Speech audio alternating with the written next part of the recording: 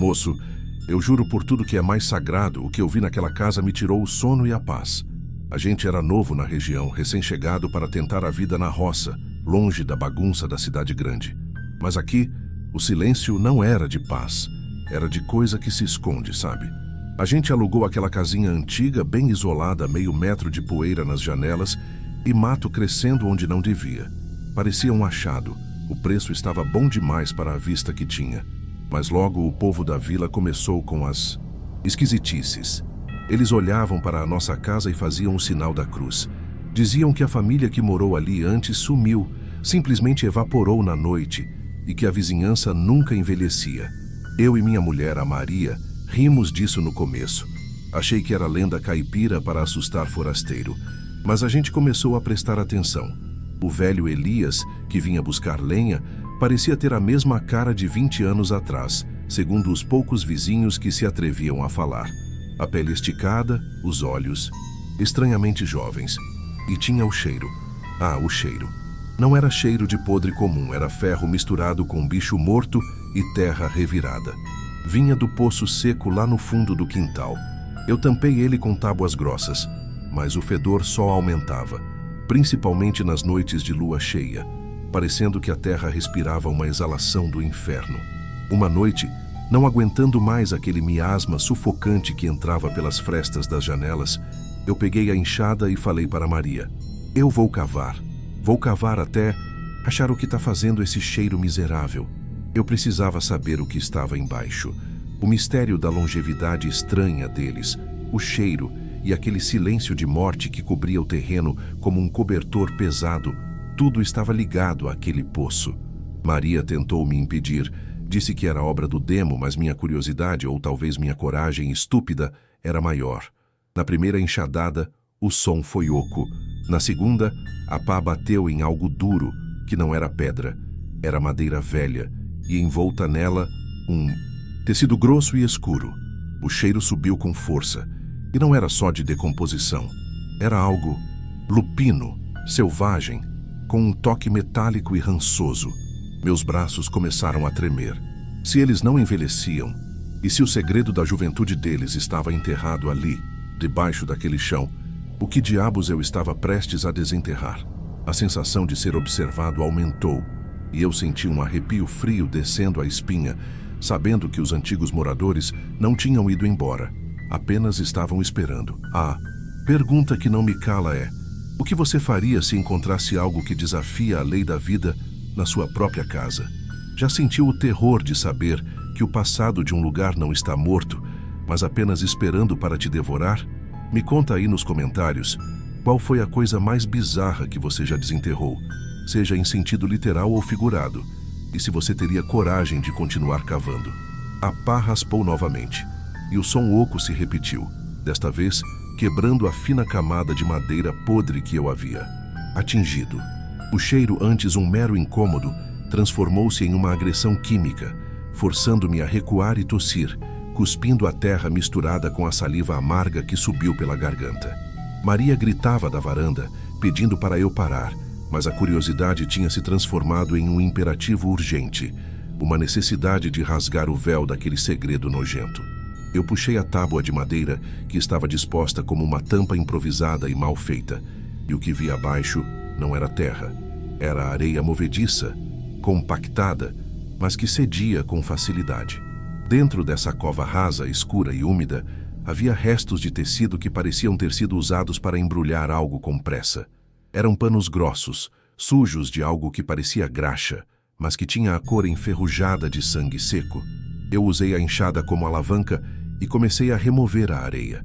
A cada palmo que eu descia, o cheiro piorava, misturando-se com um aroma adocicado e enjoativo, de carne que apodreceu sem oxigênio, uma decomposição lenta e silenciosa. O silêncio na casa era ensurdecedor. Maria parou de gritar e ficou parada, apenas observando a cena com as mãos cobrindo a boca, seus olhos arregalados refletindo o negrume da cova que eu abria. Eu sentia a presença, não de fantasmas, mas de algo esperando para ser perturbado, algo que a terra tentava em vão manter escondido. A luz da lanterna revelou, a uns 50 centímetros de profundidade, Uma fileira de objetos dispostos com uma estranha reverência. Não eram simplesmente lixo. Eram objetos pessoais, mas usados em um ritual. Havia uma dúzia de cruzes de madeira, todas elas propositalmente quebradas ao meio, como se a fé tivesse sido rasgada para abrir espaço para algo profano. Eram cruzes simples, rústicas, como as que se usam em pequenos altares de beira de estrada. Mas ali, naquele buraco, elas pareciam símbolos de derrota. Eram acompanhadas por pequenos colares feitos de couro e dentes longos e afiados, que eu, no pânico, mal conseguia identificar se eram de animal ou de algo mais específico. Eram caninos protuberantes, polidos pelo uso, e estavam todos presos em volta da base de um pedaço de osso longo e branco, que parecia ser um fêmur. Eu toquei o osso com a ponta da enxada e ele se quebrou com um som seco e poroso, liberando uma nuvem de poeira fina e nauseabunda. Naquele momento, soubemos que não estávamos cavando lixo. Estávamos cavando uma sepultura, mas uma sepultura que havia sido usada repetidas vezes. O terror me atingiu não pela morte em si, mas pela falta de respeito com os mortos, pela profanação sistemática que indicava que quem fizera aquilo não temia a Deus, mas reverenciava outra coisa, algo que exigia sacrifícios e quebra de símbolos sagrados. Puxei um dos colares de dentes, o couro frio e pegajoso em meus dedos. Maria soltou um grito abafado e correu para dentro de casa, trancando a porta com força. Eu entendi o medo dela. Aquele osso não era de vaca, e aqueles dentes, eles eram grandes demais para qualquer animal que eu conhecia na fazenda. Eles eram caninos de predador, e o cheiro de metal e ranço que emanava daquele buraco me dizia que o predador não estava extinto.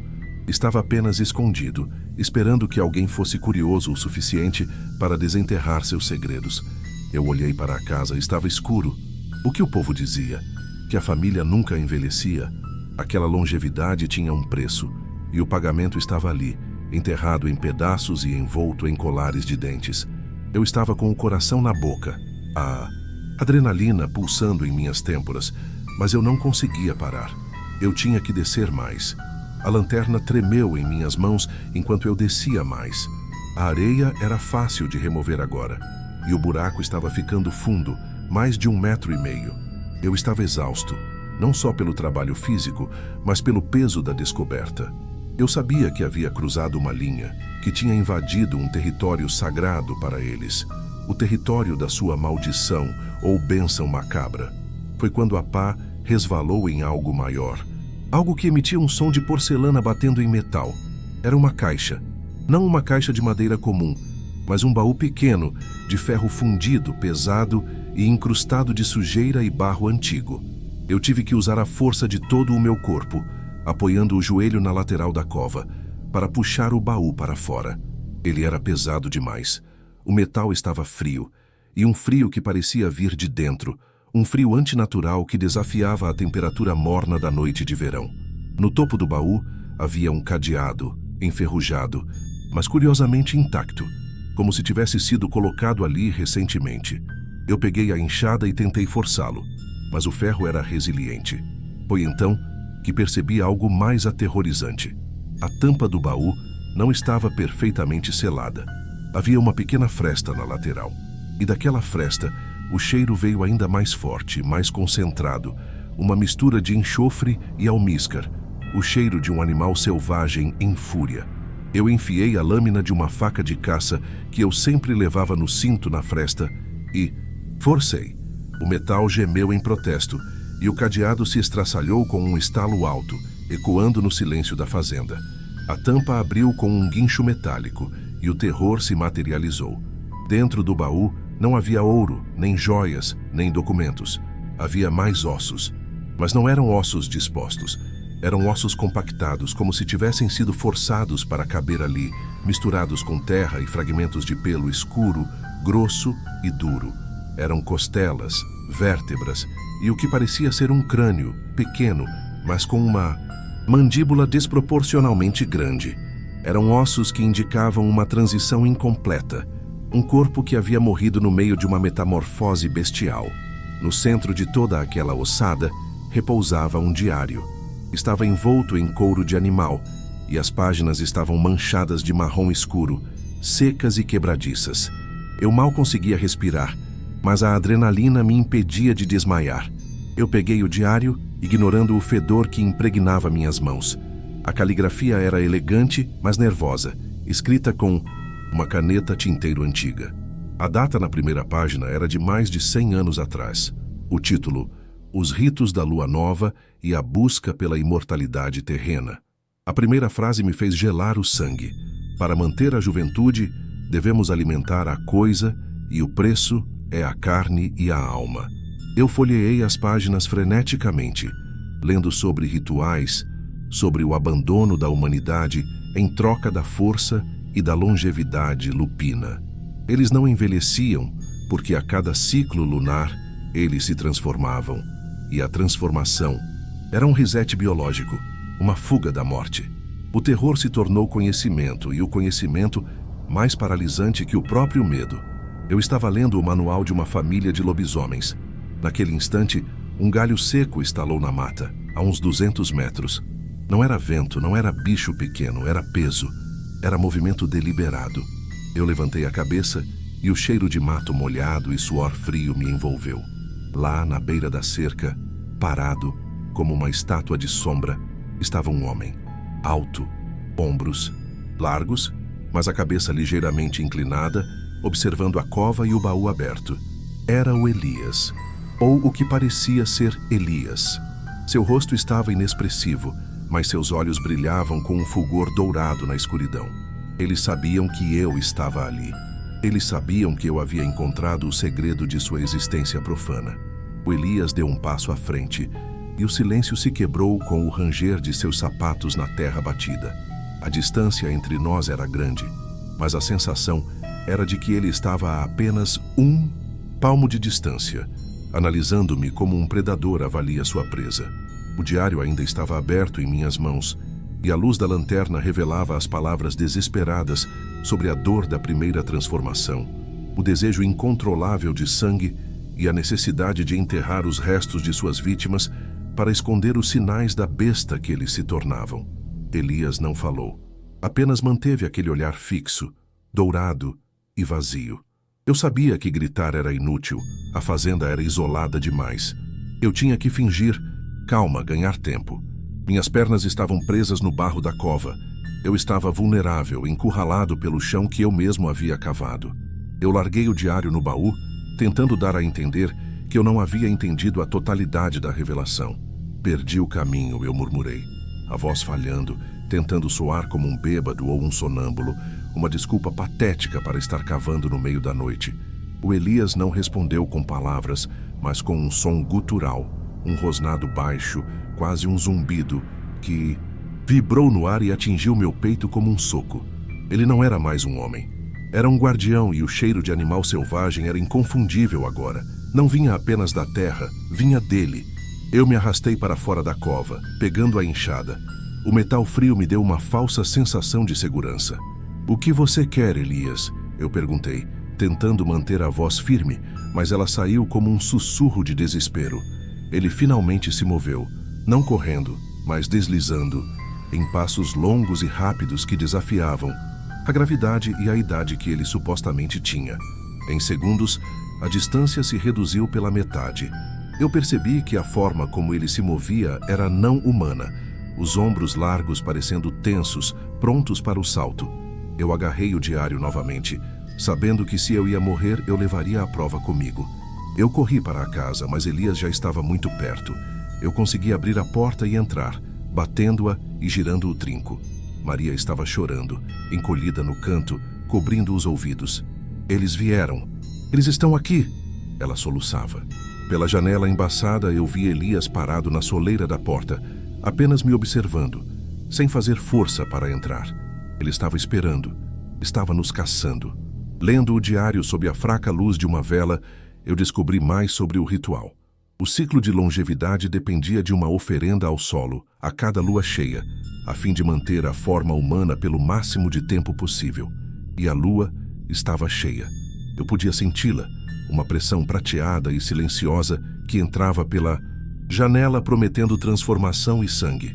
O diário também falava de como eles lidavam com invasores. Aqueles que descobrem o segredo devem se tornar parte dele, ou serão reabsorvidos pela terra para sempre, alimentando o ciclo. Minhas mãos tremiam tanto que o papel rasgava. Eu li as instruções de como enfraquecê-los. Objetos de prata e o sal grosso podiam retardar a mudança, mas não matá-los. Somente fogo ou a destruição total do lugar de repouso deles, o poço, cova, poderia funcionar. Eu olhei para Maria, o desespero dela refletido no meu. Eles não iriam nos deixar sair. O cheiro de almíscar e ferro invadiu a casa, penetrando as frestas.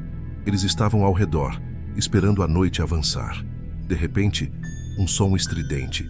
Não era Elias, mas algo se movendo no telhado.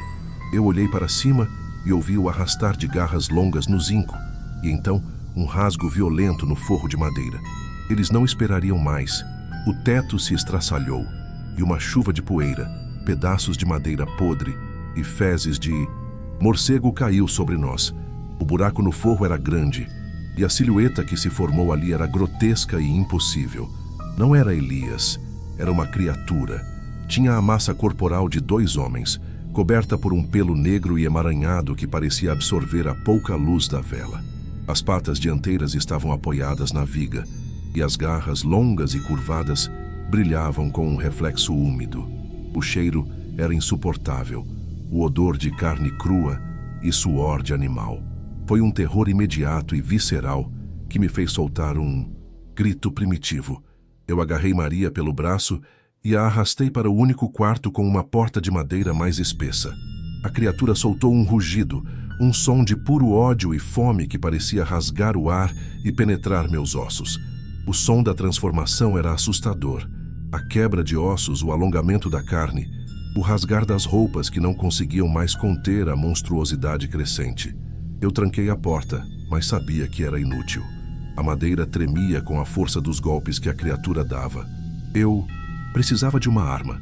Lembrei-me de que havia algumas ferramentas de prata antiga que minha avó havia me deixado, guardadas em um baú de cedro no armário. Desesperado, eu forcei a fechadura do armário e comecei a remexer. Encontrei uma travessa de servir, pesada e antiga. Não era ideal, mas era prata. Eu a segurei com a mão, sentindo a frieza do metal como um pequeno consolo. Maria apontou, a voz falhando em um gemido. A janela, eles estão lá fora. Eu olhei. A luz da lua cheia banhava o quintal, e eu vi o resto da família. O que eu havia visto na vila como rostos jovens e anacrônicos, agora era uma matilha de aberrações. Eram 4, talvez 5. Alguns estavam em transição, metade homem, metade fera, rastejando e se contorcendo. E outros já estavam completamente transformados, correndo em 4 patas com uma velocidade inacreditável, patrulhando a casa. Eles pareciam mais altos e magros do que eu esperava, com uma ferocidade que não cabia em seus corpos. A criatura no telhado estava conseguindo quebrar a porta. A madeira estalava e cedia. Eu empurrei Maria para debaixo da cama e me preparei, a travessa de prata pesando em minhas mãos. O terror não era mais abstrato, era concreto, com garras e dentes. Eu não podia fugir. Eu tinha que lutar. A porta finalmente cedeu com um estalo violento e a criatura entrou, seus olhos amarelos me fixando. Ela soltou uma baforada de ar quente e fétido, o cheiro de morte e selva. Seus músculos eram definidos, tensos, e o corpo balançava levemente, pronto para o ataque. Eu sabia que a prata não a mataria, mas talvez a ferisse, talvez a confundisse. Eu não hesitei. Eu avancei primeiro, gritando, liberando toda a minha frustração e medo naquele ataque. Eu cravei a ponta afiada da travessa na lateral do monstro, logo abaixo da caixa torácica. O metal entrou na carne. Não houve sangue jorrando, mas houve um chiado horrível, como ferro quente em água. A criatura urrou de dor, não um rugido selvagem, mas um grito de agonia humana. Um som que me fez hesitar por um instante, lembrando-me que havia uma pessoa sob aquela pele. Ela cambaleou, e eu usei a chance para correr. Eu precisava sair da casa e ir para o poço. O diário disse: destruir o local de repouso. O segredo estava no subsolo, e só destruindo aquela tumba profana poderíamos ter uma chance de sobrevivência. Corri de volta para a cozinha, Maria rastejando atrás de mim. O monstro ferido urrava no quarto, mas eu sabia que ele se recuperaria rapidamente. A dor da prata era temporária. Tínhamos que sair da casa. Eu agarrei a lata de querosene que estava perto do fogão e o fósforo. A destruição da cova seria por fogo. Se o mal daquela família estava ligado à terra e aos ossos ali enterrados, o fogo seria a purificação final. Abri a porta dos fundos. O quintal estava iluminado pela lua e a cena era de um pesadelo pintado em tons de cinza e prata. 3 das criaturas patrulhavam a área, farejando o ar, suas cabeças lupinas girando em busca do nosso cheiro. Elas eram magras e longas, com articulações estranhamente curvadas, movendo-se com a graça assassina de predadores perfeitos. Eu sussurrei para Maria: corra para o poço, eu vou tentar distraí-los. Ela balançou a cabeça paralisada, os olhos fixos nas silhuetas móveis. Eu não podia deixá-la. Eu a empurrei em direção à cerca de arbustos, o caminho mais rápido para a cova que eu havia aberto. Foi um erro. Uma das criaturas percebeu o movimento. Seus olhos se focaram em nós, e ela soltou um uivo agudo, um chamado de caça que foi respondido por um coro de outros uivos vindos da mata ao redor. Elas vieram na nossa direção com uma velocidade de bala. Eu me virei e joguei a lata de querosene no chão, derramando o líquido inflamável. Acendi um fósforo e o joguei na poça. O fogo irrompeu em uma chama alta e amarela, criando uma barreira momentânea entre nós e as feras. O cheiro de querosene queimando misturou-se com o odor lupino. Nós corremos desesperadamente, com o som das garras raspando na terra logo atrás de nós. A cova estava logo à frente. O baú aberto de metal ainda estava ali, refletindo a luz da lua. Eu não tinha tempo para despejar o querosene dentro. Eu precisava de algo para afundar o baú, para enterrar o segredo sob uma camada de pedra e terra que não pudesse ser desfeita. Maria, no auge do desespero, tropeçou e caiu bem na beira da cova. Eu me joguei ao lado dela, protegendo-a enquanto as criaturas nos alcançavam. A primeira criatura saltou sobre a cerca em chamas. Eu a atingi com a enxada no meio do corpo. O golpe foi forte, mas o corpo dela era puro músculo e osso.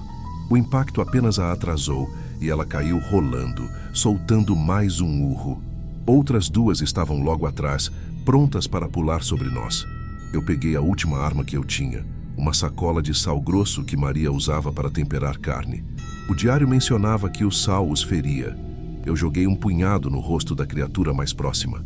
Ela recuou, balançando a cabeça, o pelo do rosto, parecendo fumegar onde o sal havia tocado. Ganhamos segundos preciosos. Eu me virei para a cova. Maria estava lá chorando e eu a forcei a levantar. A gente precisa de pedra, Maria. Pedra pesada, eu gritei. O baú estava lá, cheio de ossos e o diário. Eu sabia que, se eles pegassem o diário, a prova de sua maldição estaria perdida para sempre. A criatura que eu havia ferido com a enxada se levantou. Ela não estava apenas furiosa, estava metamorfoseada, a transformação final parecendo ter ocorrido em um piscar de olhos. Seus olhos brilhavam agora com uma inteligência maligna, e ela se preparou para nos atacar, saltando com uma força inacreditável, pronta para arrancar nossas gargantas e nos arrastar para o subsolo, para nos tornar a próxima oferenda à sua terrível juventude eterna. O salto da criatura foi interrompido por um barulho ensurdecedor. O monstro que eu havia ferido com a travessa de prata no quarto finalmente havia rompido a parede e caído no quintal, urrando de dor. Era a chance que eu precisava. A atenção das outras feras se desviou para o companheiro ferido, dando-me um lapso de tempo vital. Eu vi uma pilha de tijolos velhos perto do poço. Eu os agarrei e comecei a jogá-los no buraco. Maria, vendo minha determinação desesperada, parou de chorar e começou a me ajudar, atirando tijolos e pedras grandes. Tínhamos que selar o baú, o diário, os ossos, o segredo. Tudo precisava ser esmagado e selado sob a terra. O baú de ferro resistiria, mas o peso e o confinamento poderiam talvez enfraquecer o elo deles com o solo que lhes dava vida e juventude. Enquanto jogávamos as pedras, uma das criaturas percebeu nosso objetivo. Ela emitiu um rosnado agudo, um som de alarme, e correu em nossa direção. Eu estava sem a enxada. Ela havia caído perto do fogo. Eu peguei um dos tijolos e esperei. A criatura chegou à beira da cova e tentou nos flanquear. Eu pulei para a direita, evitando suas garras, e Maria jogou um tijolo com força na cabeça da fera. O impacto foi seco e pesado, e a criatura cambaleou. O crânio de lobo humano provando ser menos resistente do que eu pensava. Eu usei esse breve momento para empurrar o baú para o fundo da cova. O metal rangente sumiu na areia úmida, e o cheiro nauseabundo pareceu diminuir por um instante, como se a fonte tivesse sido sufocada. A criatura atingida se recuperou rapidamente, mas seus olhos mostravam confusão, uma falha na sua ferocidade. Era como se, ao afundar o baú, tivéssemos cortado uma parte de sua força vital, ou talvez a fonte de sua clareza maligna. Eu empilhei mais e mais pedras cobrindo o buraco, transformando o local de repouso em uma tumba de emergência. A criatura que estava com a prata cravada no corpo avançou novamente, mas desta vez ela parecia mais lenta, sua pele fumegando levemente onde o metal a havia ferido. Eu percebi a verdade terrível. Eles não eram imortais, eram apenas incrivelmente resilientes. A longevidade deles era um pacto com o mal, e o mal estava ligado àquele baú. Se a fonte do seu poder fosse selada, eles ficariam vulneráveis. Eu agarrei Maria. Não podíamos esperar para ver se o selamento funcionaria. Tínhamos que correr. Saímos correndo pela lateral da casa, em direção à estrada de terra batida que levava à vila. O sol ainda estava longe de nascer, e o pânico da fuga era avassalador. Olhei para trás. As criaturas estavam paradas perto da cova, farejando as pedras, confusas.